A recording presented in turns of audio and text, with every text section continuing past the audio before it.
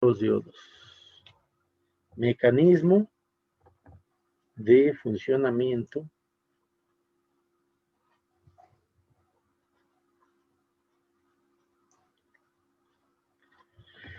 de los diodos. ¿Qué significa la palabra diodo?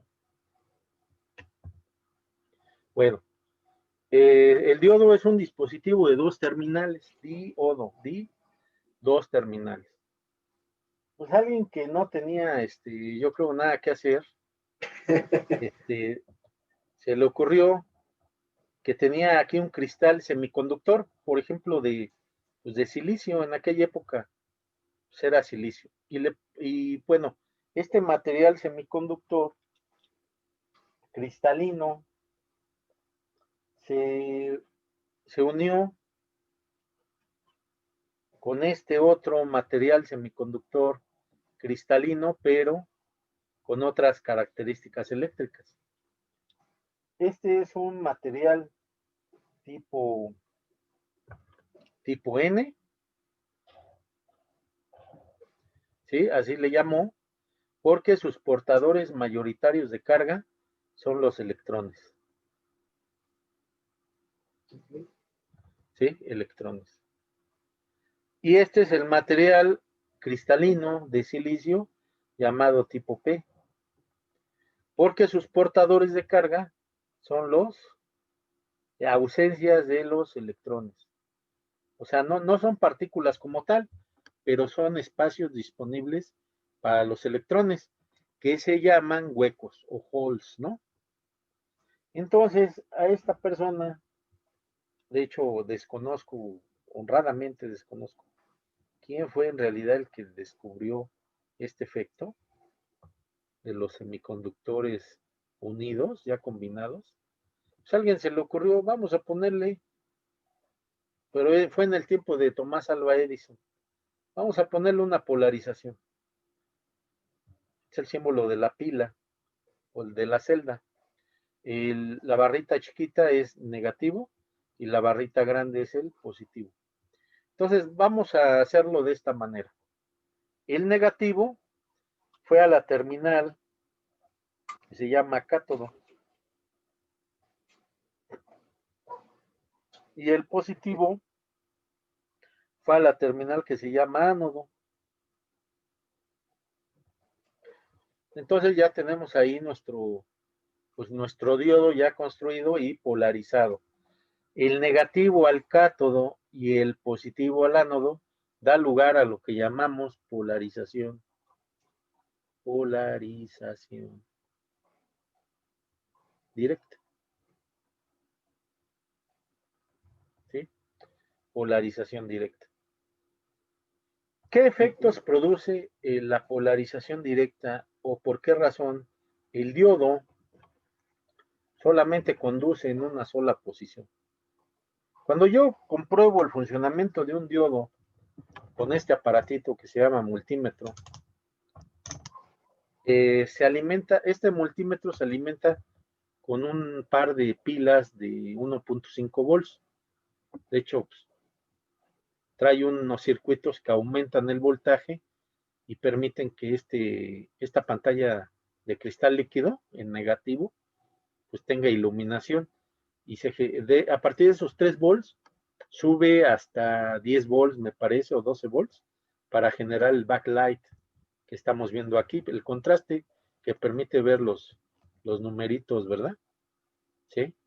Esta pantallita entonces te consume como 10 o 12 volts. Entonces a partir de 3 volts hay un circuito que te sube el voltaje a hasta 10 o 12, ¿sí? Que genera un backlight. Pero en las puntas del multímetro vamos a tener un voltaje, como si fuera el multímetro una pila, ¿sí? Vamos a tener aquí un voltaje, una diferencia de potencial negativo y aquí positivo. Entonces, es similar a esto. Haz de cuenta que este es el positivo, este es el negativo, y aquí voy a poner el diodo, ¿sí? Negativo con negativo y positivo con positivo. Y fíjate bien lo que nos va a arrojar. Claro, tengo que ponerle en prueba de diodo. Ahí está la prueba de diodo. De hecho, lo voy a poner por acá para que se vea. Prueba de diodo. ¿Sí? Ahí está. Entonces, ¿qué pasa cuando conecto cátodo negativo? O sea, la barrita del diodo, el negativo del diodo. ¿Sí? No se alcanza a ver por acá. Y el ánodo positivo. Me da una medición de 584 milivolts, ¿no? A ver si lo enfoca. No lo alcanza a enfocar, ¿verdad? A ver. No enfoca. Como está muy chiquito. Creo que aquí ya. Sí. Aquí ya, ¿verdad? Entonces aquí se ve la Más o menos, franjita. pero no se ve. Aquí se ve la franjita. Es el, bueno, me vas a tener que creer. Este es el cátodo y este es el ánodo. Y te da 500 milivolts, 586 milivolts. O sea, esa caída de tensión precisamente es la que hace que, bueno, que el diodo esté conduciendo. ¿Sí? ¿Qué pasa si lo conecto al revés? El cátodo ahora así y el ánodo negativo. Usted manda open loop. Eso significa que el diodo no conduce. ¿Sí? Da lo mismo que esté así a que esté conectado.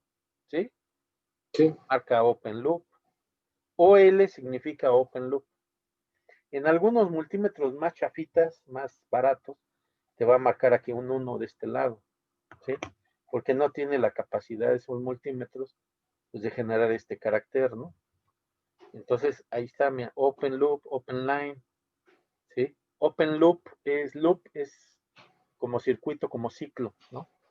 Line también, línea abierta. Es lo mismo tenerlo así, mira.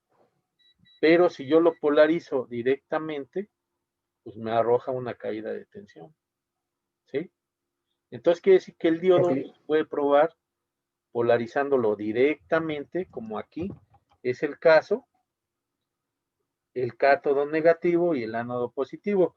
Recordando que nuestro multímetro, pues también nos entrega un voltaje entre las puntas, ¿correcto? Un voltaje que puede ser de 2 o de 3 volts, dependiendo si tu multímetro se alimenta con una batería de 9 volts, como es el caso de los Fluke, o con una batería de 9 volts o con una batería inclusive de 15 volts, como son otros multímetros, te arrojan diferentes mediciones y te van a arrojar diferentes caídas de tensión. ¿Sí? Bueno, ahorita estamos midiendo ese diodo con este multímetro, pero con otro multímetro me va a dar otra medición diferente. Sí, van a variar, dependiendo la alimentación en el multímetro. ¿Sale? Va a variar un poquito. Y dependiendo también otro factor que es la impedancia de entrada en el equipo, ya la precisión, pues ya son otros factores que hay que tomar en cuenta en todos los equipos de medición, ¿correcto? Entonces, ¿qué va a ocurrir o cuál es el mecanismo de funcionamiento de este diodo? ¿Por qué conduce cuando está polarizado directamente? O sea, cátodo negativo, ánodo positivo. ¿Por qué conduce? Porque cuando yo tengo un voltaje del diodo de alimentación mayor o igual a la barrera de potencial que es de 0.7 volts, en el caso del silicio, como esto es silicio, aquí se va a generar una barrera de potencial, ¿sí? Que es una diferencia de potencial. ¿Por qué? Porque aquí tengo muchos electrones y aquí tengo muchos huecos. Cuando yo excito con un voltaje mayor, por ejemplo, 1.5 volts, que es el voltaje de una celda, que está representada por este símbolo. Una celda es una pila y una batería es un conjunto de celdas, un conjunto de pilas. Por ejemplo, hay baterías de 3 volts, de 4.5, de 6, de 9. Todos son múltiplos de ¿qué? De 1.5. ¿Sale? Hay de 9, hay de 12 en los automóviles. ¿Cuántas celdas tiene una batería automotriz? Pues puede tener 6, ¿no? ¿Sí? No, puede tener más, ¿no? Son 6, 8, ¿no? Estamos hablando 24, de... son 24 volts. No, las de automotriz son 12, ¿no? 12. El voltaje Algunos. automotriz es 12, son 8 celdas de 1.5, Sí. ¿vale? Entonces, ¿cuál es el mecanismo? Bueno, aquí hay que irnos a lo que es la ley de atracción y repulsión de las cargas eléctricas, que nos dice que el negativo rechaza a los negativos. O sea, signos iguales se rechazan, signos diferentes se atraen, ¿sí? Como aquí tengo el signo negativo y los electrones son cargas puntuales con signo negativo, pues van a ser rechazadas. Va a haber una fuerza de repulsión y va a producir que los electrones se vayan concentrando ¿en dónde? En la barrera de potencial. Eso va a producir el siguiente fenómeno, que van a adquirir estos electrones, estas partículas, una fuerza cinética. A partir de su energía potencial, van a generar una energía cinética capaz de romper o brincar la barrera de potencial, porque lo mismo va a ocurrir de este lado. De este lado va a haber repulsión también para los huecos, y los huecos los voy a tener concentrados precisamente muy cerca de la barrera de potencial. Okay. Más o menos así. ¿Correcto? Entonces, cuando el voltaje es mayor a 0.7 volts, por ejemplo 1.5 volts, estos electrones adquieren una fuerza, una energía cinética que les permite brincarse la bardita, ¿no? Se brincan la bardita, como quien dice, y van a llenar los huecos. Se brincan todos. Okay. ¿Y qué pasa cuando un electrón se mueve? Originalmente los electrones que están aquí, al moverse, pues dejan huecos, dejan huequitos, ¿sí? Como estos electrones se mueven, entonces aquí dejan libres algunos huecos, ¿sale? Entonces, esos huecos van a atraer electrones, ¿de dónde? Del negativo de la batería, ¿sí? Entonces, todos estos huecos que se generaron por el movimiento de los electrones que se pasaron para acá, y a su vez, esos electrones fueron excitados o fueron atraídos por el positivo de quién, de la fuente de alimentación, generan un círculo virtuoso que se llama corriente del diodo en polarización directa.